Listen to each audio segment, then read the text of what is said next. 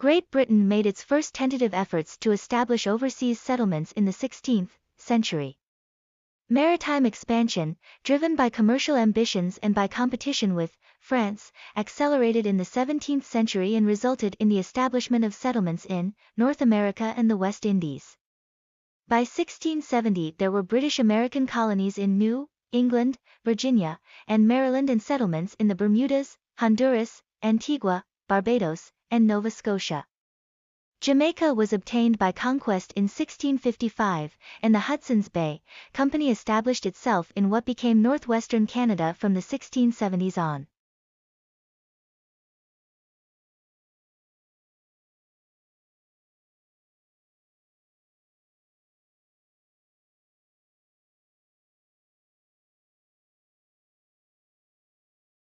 Humans play a key role in the biosphere, with the large human population dominating many of Earth's ecosystems. 3. This has resulted in a widespread, ongoing mass extinction of other species during the present geological epoch, now known as the Holocene extinction. The large-scale loss of species caused by human influence since the 1950s has been called a biotic crisis, with an estimated 10% of the total species lost as of 2007. 6. At current rates, about 30% of species are at risk of extinction in the next 100 years.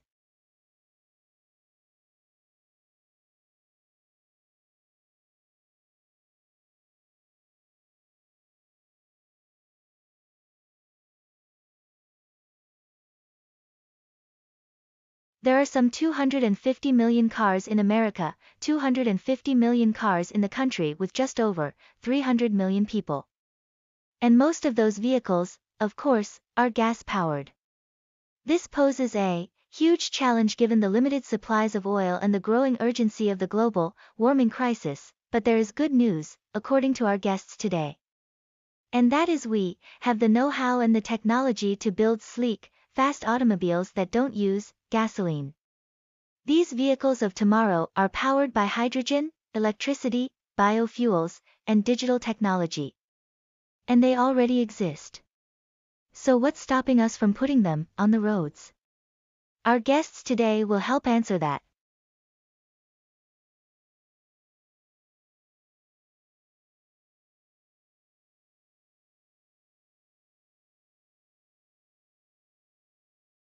For all his fame and celebration, William Shakespeare remains a mysterious figure with regards to personal history. There are just two primary sources for information on the bard, his works, and various legal and church documents that have survived from Elizabethan times.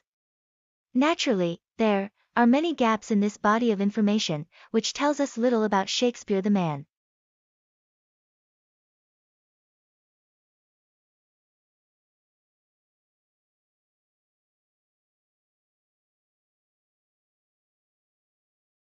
Lowry is famous for painting scenes of life in the industrial districts of northwest England in the mid-20th century. He developed a distinctive style of painting and is best known for his city landscapes peopled with human figures, often referred to as matchstick men. He painted mysterious unpopulated landscapes, brooding portraits, and the unpublished marionette works, which were only found after his death.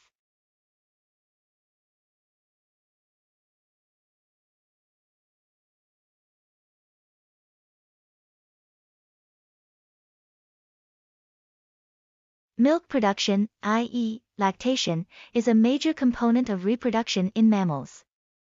In contrast to all other animals, mammals including primitive mammals, such as the duckbill platypus, and the spiny anteater nourish their offspring with a liquid that is secreted by specialized glands. Milk production and secretion are complex, multistage processes that are controlled by several hormones, the most important of which are prolactin and oxytocin.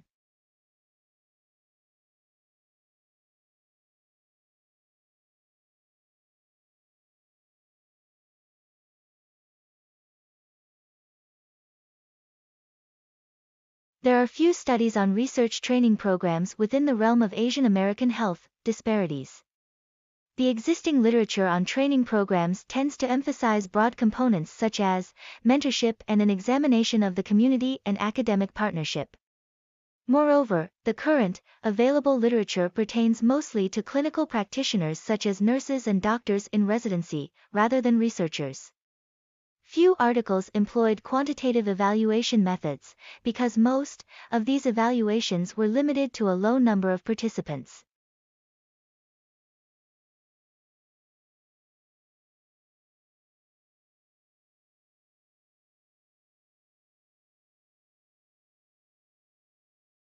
Group-based microfinance schemes attempt to harness the collective power of mutual support, with members pooling their savings and making small loans to each other so that they can set up small businesses. Most aim to improve the economic power of and employment opportunities for women in their immediate community, and many aim to confront ingrained discriminatory attitudes to women. Some aim to facilitate the attendance of girls at school and change attitudes to the paid employment of women outside their homes.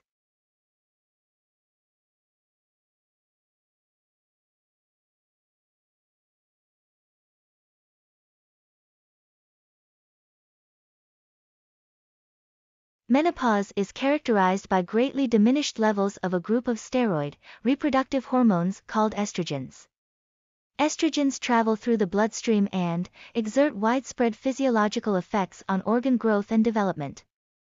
Approximately 25% of postmenopausal women take supplemental estrogens to alleviate unpleasant symptoms of menopause, a practice called hormone replacement therapy. For example, HRT decreases the risk of cardiovascular disease and osteoporosis but may increase the risk of cancer.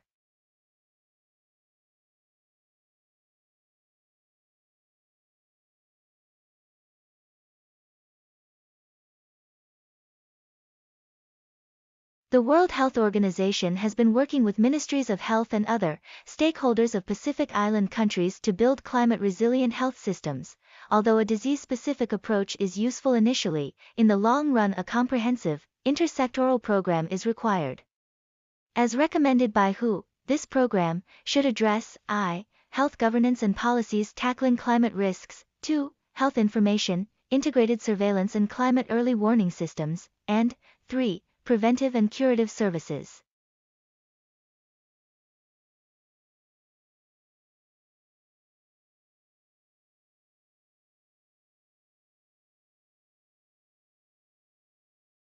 Radon is a naturally occurring, colorless, odorless, and tasteless radioactive gas, derived from the decay of thorium and uranium, which are common elements found in rock and soil.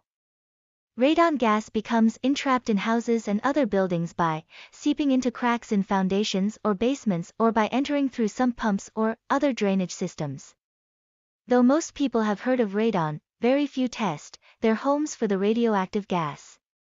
One study reported that 82% of respondents had heard of radon but only 15% had tested for radon.